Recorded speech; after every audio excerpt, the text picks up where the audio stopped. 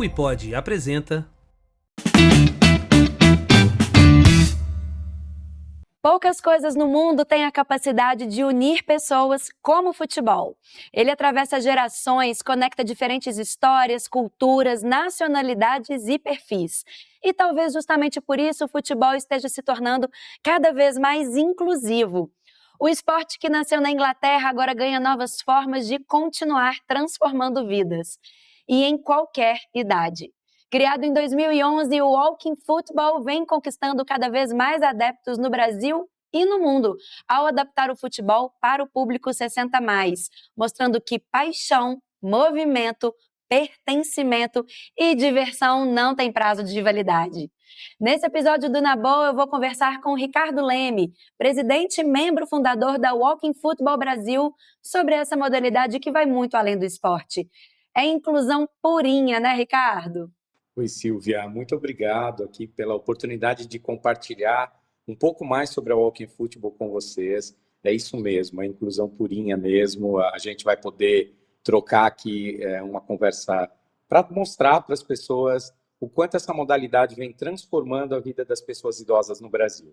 Muito obrigado a todos que estão aqui junto com a gente, Silvia.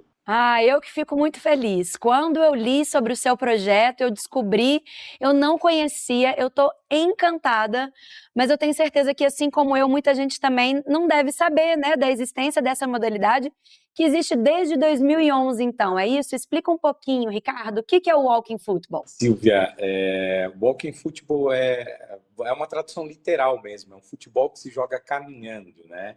A gente conheceu essa modalidade, né? Ela é uma modalidade inglesa, ela existe desde 2011, né? Ela nasceu na Inglaterra justamente para permitir que pessoas continuassem jogando futebol ao longo das suas vidas, e ela ganha uma popularidade muito grande a partir de 2014, especialmente no Reino Unido, e nós conhecemos esse esporte em 2018 e compreendendo que era muito possível trazer não só o conjunto de regras e representar oficialmente a modalidade no país, mas olhar, né, para essa perspectiva da heterogeneidade dessa população 60+ brasileira, né?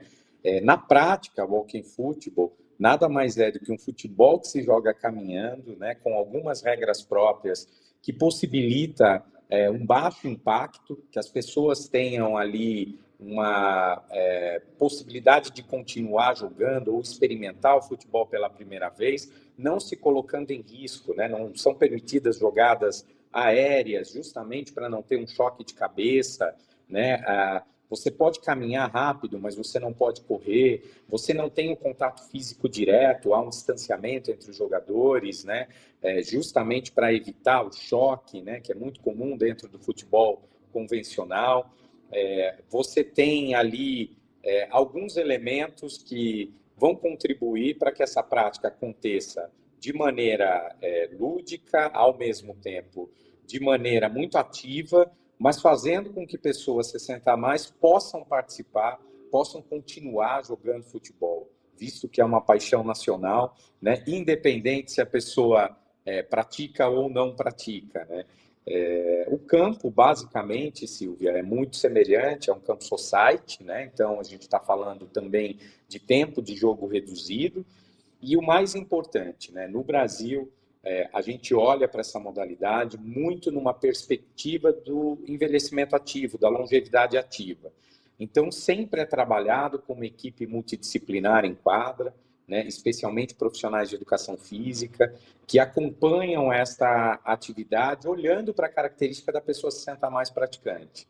É incrível, é muito bacana de ver isso em campo. Muito legal. E a gente é muito atento a esse olhar do envelhecimento.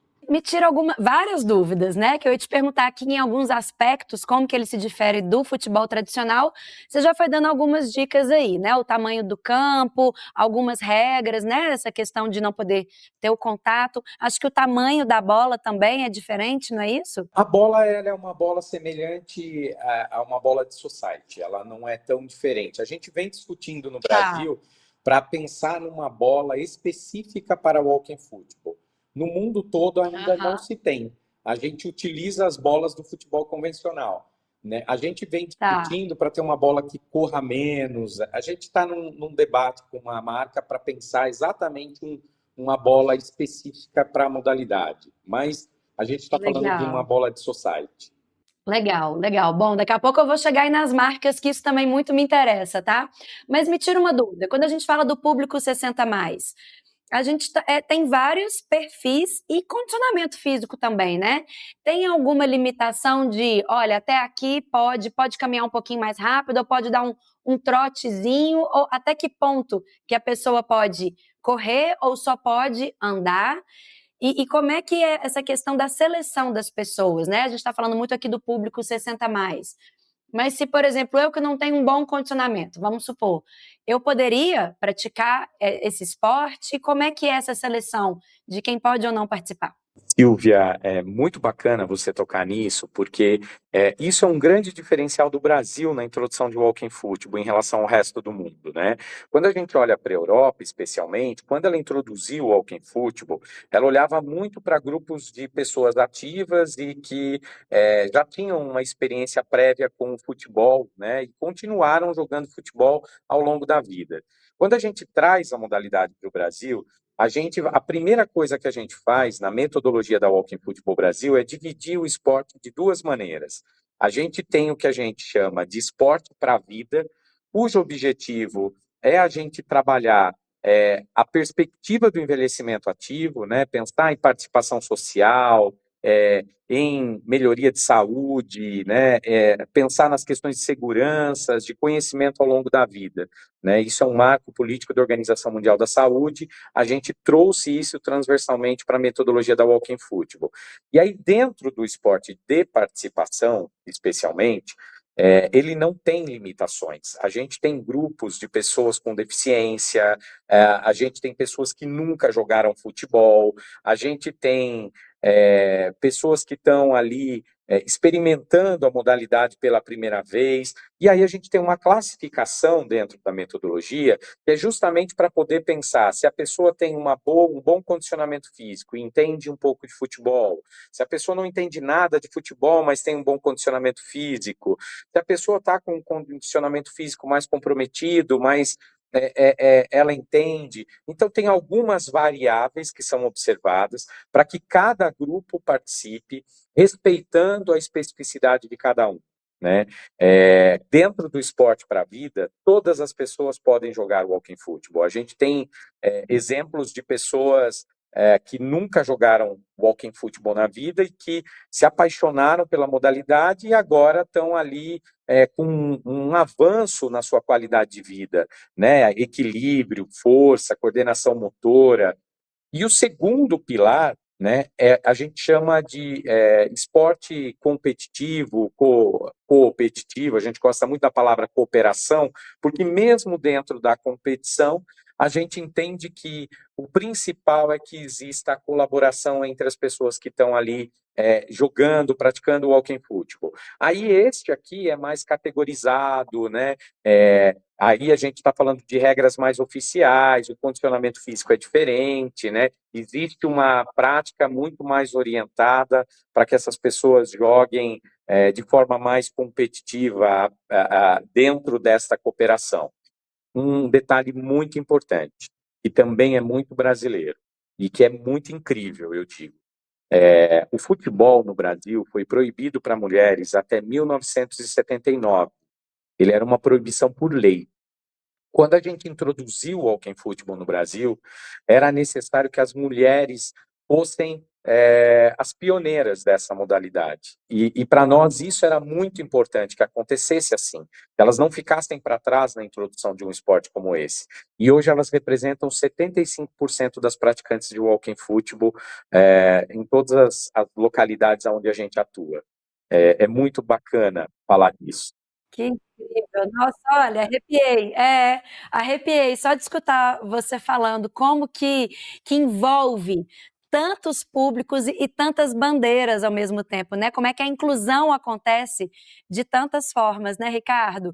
Me conta uma coisa, como que você conheceu o Walking Football? Como é que foi essa sua esse conhecimento e de você falar, vou levar isso para o Brasil e de você encabeçar todo esse movimento por aqui? Tem uma coisa interessante, né? A gente, inicialmente, nós éramos um grupo de 5 membros que estavam conectados para o desenvolvimento da Walking Football no país, né? Um desses membros, o Raoni, foi o primeiro que teve o entendimento do que era o Walking Football lá fora, né? E aí a gente se uniu, né? Ele estudava essencialmente com o Daniel, que é um dos outros fundadores, e ali a gente começou uma discussão para oficializar, introduzir a modalidade no Brasil. Mas a primeira observação é de como esse esporte acontecia na Inglaterra. Aí a gente passa a dialogar com a Federação Internacional. Existe uma Federação Internacional do Esporte, né? Essa federação, a gente passa a criar diálogos, a ter uma recepção muito positiva e passa a introduzir o esporte oficialmente no Brasil. A gente está ligado a essa federação, né? A gente tem uma conexão direta com essa federação, né? Para que as melhores práticas de walking football sejam desenvolvidas no Brasil.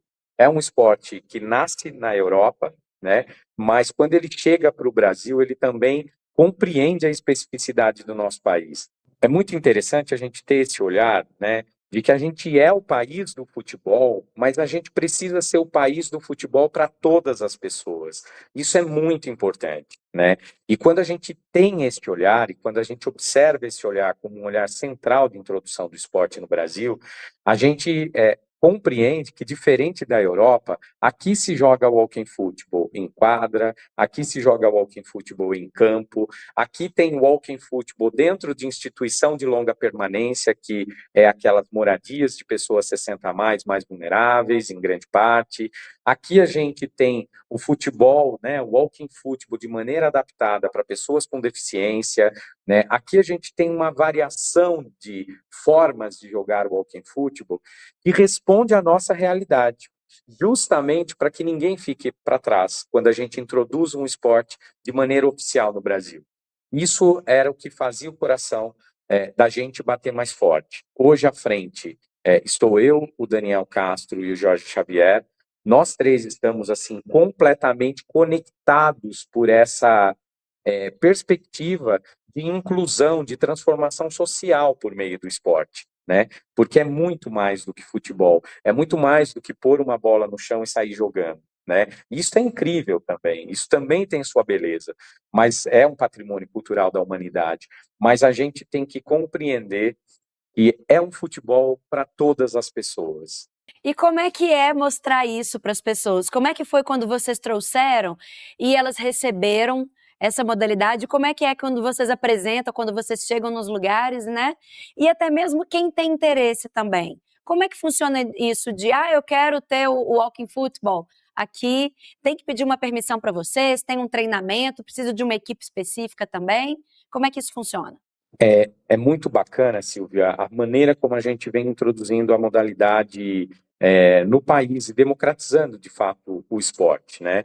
Primeiro, a Walking Football ela se debruçou sobre uma metodologia que compreende as características do envelhecimento das pessoas, né? Então, a gente tem aí alguns mentores que a gente sempre está buscando conhecimento acerca do envelhecimento. A gente tem uma área dentro da organização de gestão do conhecimento que olha para a década do envelhecimento saudável, da Organização Mundial da Saúde, né, que compreende, evidentemente, os espaços como espaços inclusíveis e uma série de adaptações que essa sociedade tem que ter para olhar para a introdução da pessoa 60 a mais em todos os espaços, dentre eles do futebol, né?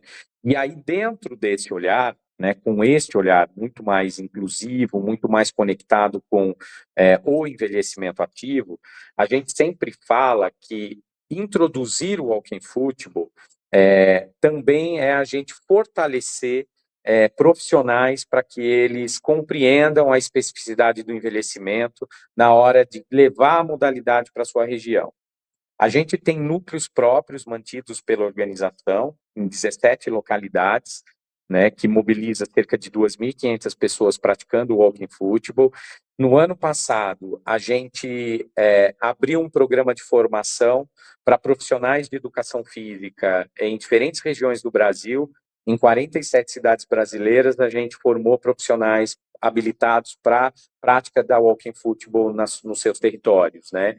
Este ano a gente tem um projeto nacional de formação de pessoas, formação de treinadores, justamente para que a gente, quando pensa em colocar o walking football em diferentes localidades, não é só o conjunto de regras. A regra é uma coisa muito simples, você sabe qual ela é, como ela funciona, o problema não está na regra, né? É como a gente olha para aquele homem ou mulher 60 a mais, a gente compreende, né, as características do envelhecimento, a gente sabe exatamente quais são os avanços que se tem com uma prática de walking football, porque por mais simples que pareça, quem nunca jogou walking football, se colocar a bola na frente dele e ele simplesmente pisar sobre a bola e apoiar todo o peso do corpo na bola, a chance dessa pessoa cair e se lesionar é grande. Então, todo o trabalho é feito de maneira multidisciplinar, né? A gente fala isso o tempo todo. Quem desejar levar o walking football para o seu território, entre em contato com a gente pode apoiar no processo do desenvolvimento da prática, na formação de profissionais para desenvolverem, né, a modalidade no dia a dia. E hoje, a gente tem muitas parcerias com organizações sociais, aonde a gente leva essa estrutura multidisciplinar para espaços que normalmente são organizações que atuam com a pessoa idosa, né, justamente para ter uma atividade complementar que melhore, né, a condição física, a participação social, né, que mantenha essa pessoa idosa ativa ali numa atividade cotidiana. A gente está falando de aulas com 2 horas de duração, 2 vezes por semana, né? Isto não é em vão, né? Isto é fruto de uma pesquisa que a gente fez juntamente com a Unicamp, onde a gente avaliou, né, o padrão de comportamento da prática de walking football de praticamente todos os países, e a gente consegue olhar e compreender que uma atividade de 2 horas de duração, ela compreende ali um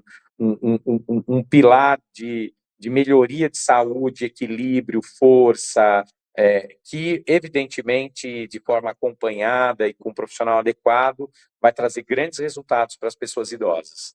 Muito legal. Já teve até amistoso do nosso time brasileiro com outros países aqui, né? Como é que funciona essa escalação do nosso time? E como que você vê também, Ricardo, o crescimento dessa modalidade, né, no mundo e no Brasil? Porque se já chegou ao ponto de ter esse tipo de campeonato, é porque está só crescendo, né? É muito bom a gente ver a evolução da Walking Football desde que ela nasce, né? A gente é uma organização relativamente nova, Silvia. A gente estuda o envelhecimento em 2018, nasce evidentemente em 2019, né? E de lá para cá a gente foi introduzindo o esporte de diferentes maneiras. E quando a gente está falando do time competitivo, ele nasce junto com essa estrutura inicial, mas com muita ênfase em a gente, mais do que pensar em quem vai ganhar ou quem vai perder, né, era olhar para a evolução dessa seleção. Né? Existe uma seleção brasileira, 60 a mais, de walking football, que jogou com os ingleses e as inglesas no ano passado, né, que são os criadores de walking football no mundo. Mas mais do que a gente pensar ali, né? Quem vai ganhar, quem vai perder, é a evolução que o grupo vai tendo ao longo do desenvolvimento de uma prática. Então, esta seleção, inicialmente, ela partiu dos núcleos de participação, daqueles núcleos do esporte para a vida. A gente foi ali colher nesse grupo de pessoas, as pessoas que mais tinham intimidade com este futebol mais competitivo, né? E por meio de uma equipe multidisciplinar focada para acompanhar este grupo que treina competitivamente, né? A gente tem ali o professor Daniel, o professor Demerval, Rodrigo, Bárbara, né? Que atuam no esporte competitivo também, preparando esses times para esses desafios que é representar o Brasil em campeonatos oficiais internacionais, né? Existem campeonatos também não oficiais, né? Que, assim como dentro da esfera do futebol, existem países que fazem seus campeonatos extra-oficiais, que são interessantes, também mobilizam uma sequência de times, etc. Mas aqui a gente está falando de uma representatividade para um campeonato oficial. No ano que vem, a gente deve levar delegações brasileiras para a Copa do Mundo de Walking Football, que vai acontecer na França, em Paris, Que né? legal. E esse ano que passou, a gente recebeu os ingleses aqui, o pessoal da Walking Football Association, ali liderados pelo Stuart, estiveram no Brasil com delegação feminina e masculina, nosso convite, por uma sequência de eventos que a gente fez aqui no país. A gente fez desde um seminário para poder mostrar, evidentemente, os ganhos significativos do ponto de vista científico da modalidade, aconteceu lá na Unicamp, que é uma parceira de pesquisa da Walking Football, e os jogos aconteceram aqui na Grande São Paulo, e foram muito amistosos mesmo. Eu acho que a palavra ela faz todo sentido, né? Houve uma troca intercultural gigante, Silvia, e isso assim não tem preço. Acho que isso é o grande ganho quando a gente está falando de permitir que essas pessoas vivenciem essa experiência aos 60, aos 70, né, e assim sucessivamente. Muito legal. Não, eu estou encantada, porque você já está falando da Copa na França, e aí a equipe, né, da Inglaterra que veio e de outros países também, ou seja, a aceitação também foi mundial, pelo visto está crescendo pelo mundo todo, não só aqui no Brasil esse interesse, né? Isso mesmo. E isso é muito bacana, porque isso acho que tem a ver com o processo do envelhecimento da população no mundo. É. A gente não tem como olhar para mim isso é uma transformação social, né? A gente vai ter muito mais pessoas idosas do que crianças nascendo num curto espaço de tempo, né? E isso é o que motivou a Walking Football a existir. A gente sempre fala que a nossa missão é co-criar soluções e experiências para uma longevidade ativa, compreendendo, né, pessoas idosas de todos os gêneros e criando laços, relações intergeracionais. Quando a gente está falando de co-criar soluções e experiências, Silvia, isto para mim é muito relevante e é como a sociedade deveria olhar, né? Porque a gente vai envelhecer. Inevitavelmente, se a gente der certo nesta vida, a gente vai envelhecer, senão a gente morreu antes. O conseguir ter uma evolução é garantir que a gente tenha 60, 70, 80, 90 anos de idade, né? E eu acho que os países eles já estão observando. A Europa já entende o envelhecimento de uma maneira um pouco mais antecipada que o Brasil, né? A gente está olhando para o envelhecimento agora, mas tem muito ainda a ser feito, né? Eu acho que o Walking Football vem nessa direção. Até porque também esse público está mudando muito, né? Por tudo que eu li escutando você, eu percebo que o Walking Football ele é o resultado de um estudo mais humanizado, se é que a gente pode dizer assim, da terceira idade, né? E é preciso realmente compreender muito a fundo esse público, porque até ele mesmo está mudando muito, né? A gente gravou ano passado um episódio aqui no Na Boa, que inclusive ele foi responsável pelo prêmio, a gente ganhou o segundo lugar no 13º Prêmio de Jornalismo da CDL-BH, e ele tratava sobre a terceira idade. O tema é Inclusão Não Tem Idade. E foi realmente debatido o perfil, né, dessas pessoas. E eu acho que você pode falar com muita propriedade, através de toda essa experiência com o Walking Football, como que você percebe essa geração, essa geração da terceira idade e essas mudanças que a gente tem visto, né? Nesse episódio a gente conversou muito sobre as formas de consumo, os interesses. Definitivamente são pessoas que não querem ficar mais paradas dentro de casa, que elas estão mais exigentes, elas estão buscando cada vez mais qualidade de vida, né? Como é que você descreveria? Nossa, faz todo sentido o que você está dizendo, né? Todo sentido mesmo, porque a gente está falando de mais de 35 milhões de pessoas com 60 anos ou mais no Brasil, Isso é um número muito significativo, a gente está É, perto de 36 milhões, já se fala em 36 milhões. É um crescimento exponencial. Só que também com esse crescimento amplia-se a expectativa de vida, né? Então aquele estigma, aquele estereótipo do envelhecimento que muitas vezes a gente tem, né, de que a pessoa com 60 ela não está mais apta a fazer uma série de coisas que na verdade ela está apta, né? Isso é um estigma a ser quebrado. Isso a gente precisa desconstruir os estereótipos negativos acerca do envelhecimento. A gente fala, isso é velho, eu descarto, né? Basicamente isso que a gente faz com as coisas. A gente não pode é. fazer isso com as pessoas, até porque a gente está entendendo que essa sociedade vai se modificar, a pirâmide está invertendo. Agora, por outro lado, Silvia, tem uma coisa que eu questiono o tempo todo e que eu acho que é importante para nós que estamos à frente de pesquisas, de olhares sobre o envelhecimento.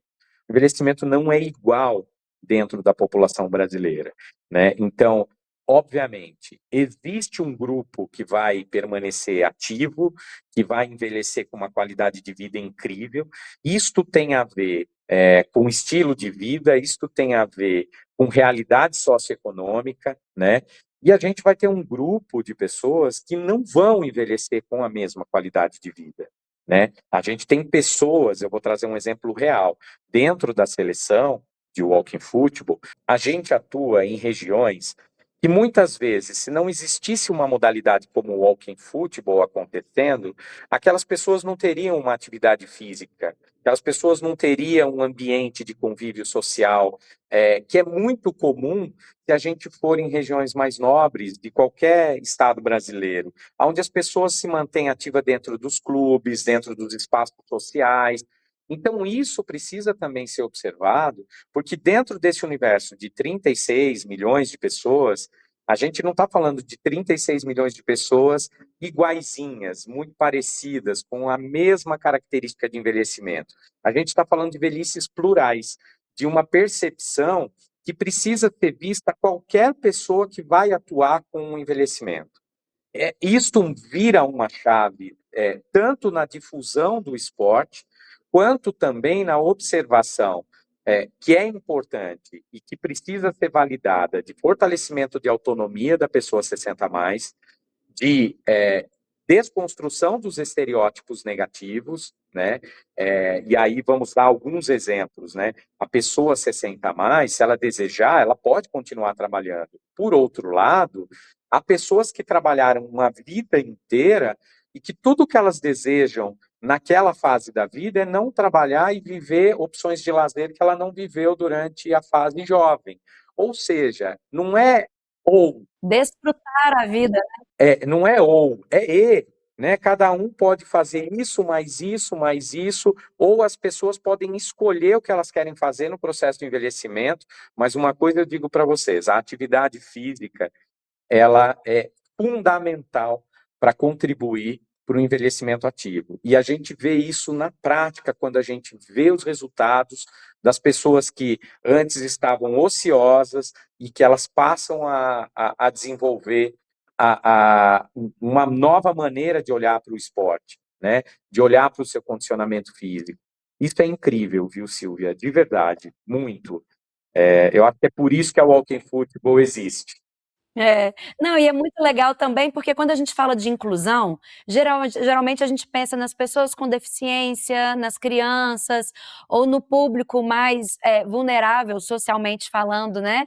E ainda é muito pouco falado sobre a inclusão da terceira idade, né? E eu acho que o Walking Food põe luz nesse debate, põe luz nesse público, né? E mostra o quão ativo eles são e o quanto deve abrir espaço para eles, até mesmo estrategicamente, né? Até como negócio. E aí eu já queria te perguntar, você falou aí atrás sobre estar conversando com uma marca sobre a questão da bola. Acredito eu que, assim como o futebol tradicional atrai tanta marca e parceria também, o interesse, o futebol também deve atrair, né? É questão de investimento, de parcerias, de patrocínio. Como é que você vê essa modalidade como mercado, como negócio também? Silvia, é muito interessante essa observação que você traz, né? Porque ela vem ao encontro do momento de desenvolvimento da organização Walking Football no Brasil, né? A gente é uma organização da sociedade civil, caminhando para ter um negócio social de impacto que dê sustentação às atividades que acontecem nos diferentes núcleos, espaços, dentro dessa perspectiva de inclusão. Dentro desse olhar, como organização de sociedade civil, a gente tem acesso ao fomento de esporte, né, a projetos como o Fundo da Pessoa Idosa, e a gente tem grandes apoiadores que nos auxiliam para que as atividades aconteçam na ponta, através da estratégia de responsabilidade social dessas empresas, né? Então, a gente tem grandes parceiros, né, que incentivam os projetos através de fomento do esporte, o Fundo da Pessoa Idosa, né? Então, B3, Itaú, Mercado Livre, BTG, Pactual, são organizações, né, que vêm hoje apoiando o desenvolvimento de núcleos em diferentes localidades, né? Isto tem uma importância muito relevante. Pfizer, uma das apoiadoras, né? Porém, tem uma discussão e um debate que ainda é pouco visto na sociedade, né? Que é a centralidade da responsabilidade social também na pessoa 60 a mais. Apesar da gente ter grandes parceiros, a estratégia hoje da responsabilidade social de maneira ampla, ela ainda tem um desafio de olhar um pouco mais para o público 60 a mais, como parte do público prioritário nas suas estratégias de investimento, né? Isso é nítido. Se você olhar relatórios como o GIF, que olha, né, o investimento social privado de maneira geral, né, ainda tem um desafio muito grande a ser discutido e debatido. E, por consequência, as marcas também, eu acho que elas vão olhar cada vez mais para os produtos 60 a mais, mas ainda é tímido. A gente ainda precisa trazer isto para a pauta. Você não vê pessoas idosas fazendo comercial de perfume, você não vê pessoas idosas fazendo comercial de roupa. Por quê? Porque essa pessoa não consome? Claro que não, ela consome R$ 1 trilhão movimentados, né? Então, por que elas não estão no centro desse debate? E isto vale para a gente pensar nas marcas, quando elas olharem para uma modalidade como o Walking Football, né, elas vão perceber que isto é um potencial imenso de ver um esporte que é realizador, transformador, que conecta, né, muito com estratégias de pensar a sociedade e responsabilidade social. Eu vi que na semana, num dos encontros de vocês, eu fiquei muito feliz de assistir a Carola Matarazzo, do Movimento Bem Maior, né? E ela está muito dentro do universo da filantropia, né? E eu acredito, evidentemente, né, que o universo da filantropia, ele também está se remodelando e percebendo a evolução da sociedade, vendo que tem 36 milhões de pessoas idosas no Brasil, e que não é uma questão, na minha opinião, né, porque é muito comum a gente ter uma questão de utilidade, né? As coisas são mais jovem-cêntricas porque ainda tem um caminho longo pela frente, aonde eu consigo avaliar esse impacto sobre esta perspectiva de uma linha do tempo. A pessoa idosa, ela não cumpriu o seu papel, ela ainda está presente, tem muito a cumprir, né? Muitas pessoas ainda em desenvolvimento de desejos, vontades, jogar futebol, tem gente jogando futebol pela primeira vez aos 94 anos de idade, Olha, né? O que isso significa? A gente precisa, cada vez mais enquanto sociedade, provocar as marcas, a filantropia, a responsabilidade social, né, a olhar, evidentemente, para este lugar.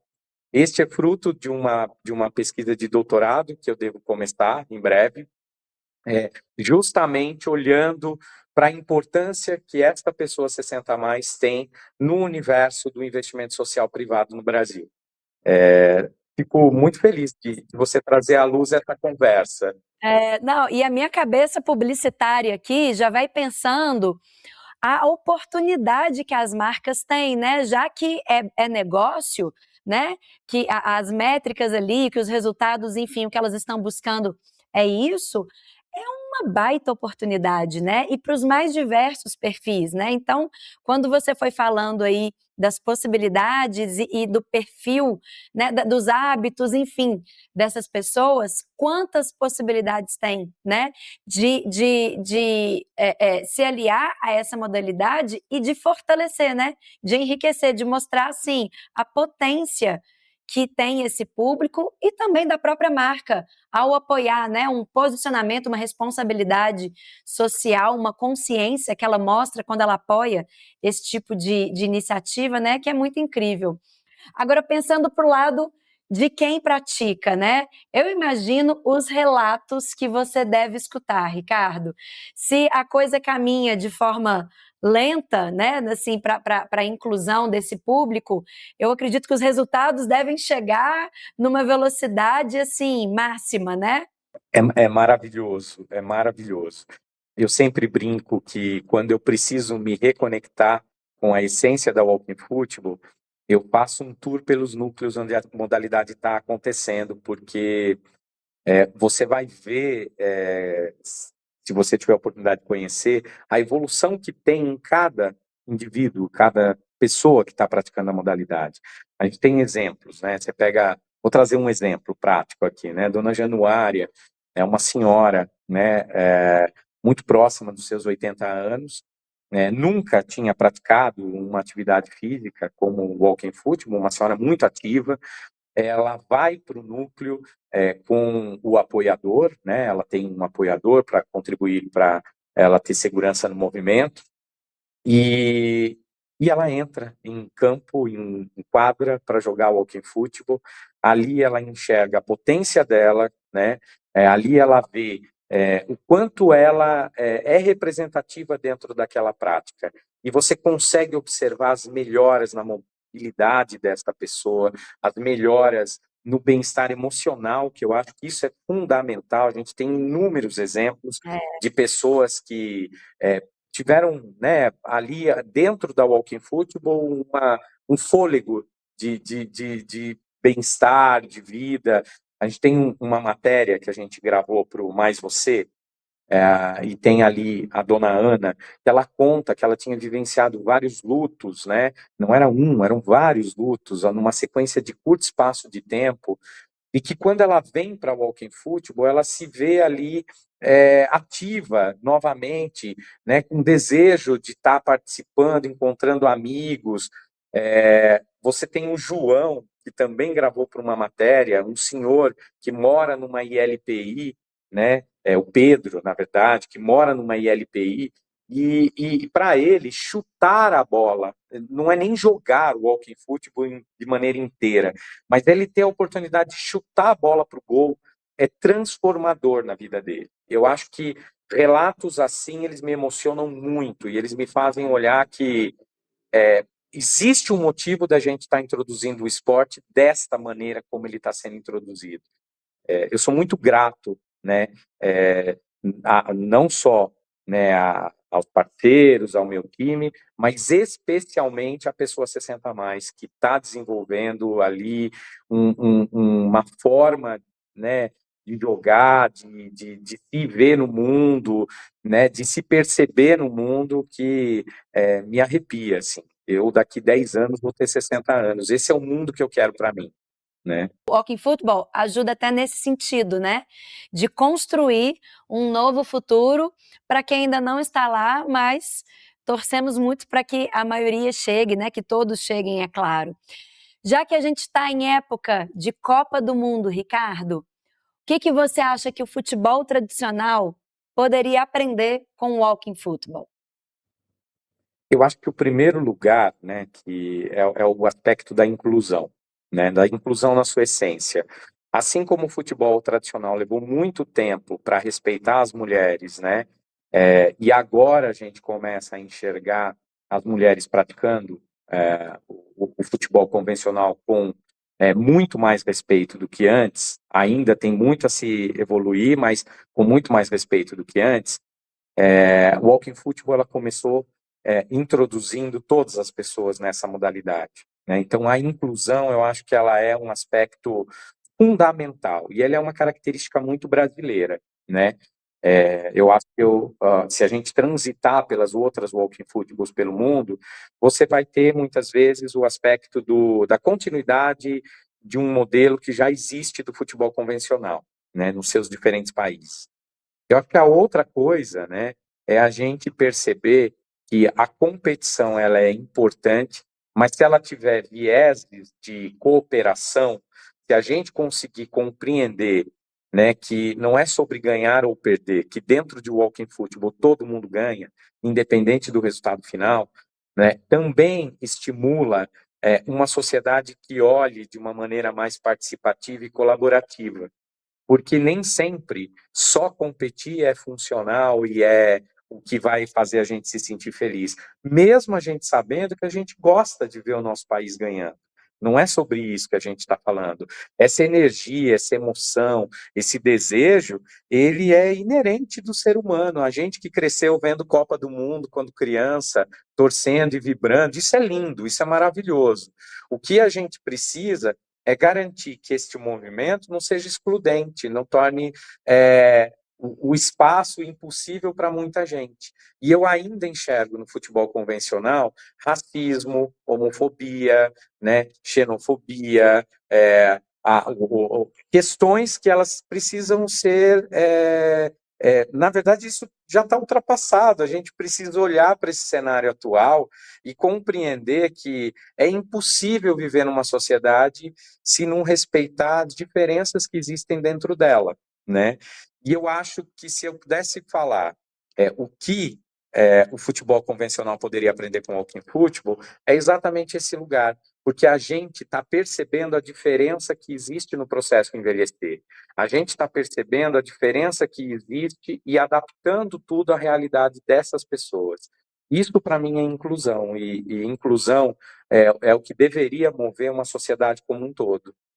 Perfeito. No último episódio do Na Boa, que a gente gravou, foi com o Leonardo Máximo, e a gente falou justamente disso, dessa potência do futebol como ferramenta de impacto, de transformação social, né? Talvez a gente não tenha falado tanto sobre essa parte da inclusão, então por isso que eu fico tão feliz de trazer você aqui e o Walking Football para falar dessa função é, de tanta potência, né? Que é a inclusão.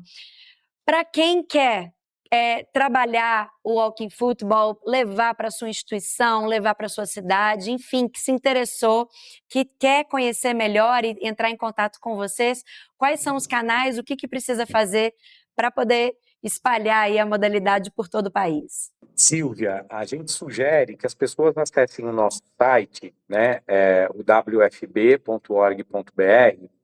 No nosso site tem ali um WhatsApp, um canal de relacionamento, um telefone, em que as pessoas podem se inscrever previamente, ou para serem formadores de walking football, ou para levar o walking football para sua cidade, seu território, se é um município que quer desenvolver isso dentro da política pública, se é uma organização social que quer ter a prática acontecendo dentro ali do seu espaço, ou se é uma pessoa entusiasta, desejada da modalidade, é só acessar, a gente entra em contato rapidinho de volta, tem uma equipe que cuida de redes e que é responsável pelo relacionamento com esses parceiros, se é um apoiador, enfim. E quem quer jogar, né, o canal é o mesmo, manda um oi no WhatsApp para a gente indica onde tem o núcleo mais próximo para aquela pessoa praticar, né? E se não tem, a gente vai pensar juntos em como desenvolver a modalidade naquele território, né? O grande objetivo nosso para este ano é justamente levar o esporte para 5 regiões do Brasil, que a gente permita que em qualquer cidade tenha uma prática de walking football acontecendo. Maravilhoso. Vou repetir aqui o site então, né? WFB de Walking Football Brasil. .org.br e também nas redes sociais, né? No @WalkingFootballBR, não é isso? Isso mesmo, Silvia. E que delícia estar aqui com vocês, viu? É muito bom poder contar da Walking e trazer aí para as pessoas um pouco mais de explicação do que a gente faz, né? Foi muito bom estar aqui, de verdade. Que bom, eu que agradeço muito também. Eu fiquei muito feliz de te conhecer, de poder apresentar o Walking Football para mais pessoas, né? Foi uma grata surpresa conhecer só agora, mas ainda em tempo, né? E que tem aí uma vida longa, que venham aí vários campeonatos, várias copas, né? E várias conquistas, não só de taças, de campeonatos, mas de saúde e de inclusão também. Ricardo, conte com a gente aqui, que você volte mais vezes para contar aí todas essas conquistas que certamente estão por vir. Muito obrigado, Silvia, de verdade. E fico muito feliz de estar aqui e parabenizar mais uma vez a importância que o teu podcast tem, né, de trazer temas que estão tão assim, necessários para a sociedade. Fico feliz demais de estar aqui. Saio com a sensação de alegria mesmo. Muito bom estar aqui com você. Que bom, bora juntos! E você, gostou desse episódio? Siga o nosso perfil e o canal no YouTube e lembre-se de classificar o nosso podcast com 5 estrelas e, claro, compartilhe com os amigos. E tem mais conteúdos também como esse lá no meu Instagram. Você me encontra no @SilviaCastroDC. Um beijo e até o próximo episódio.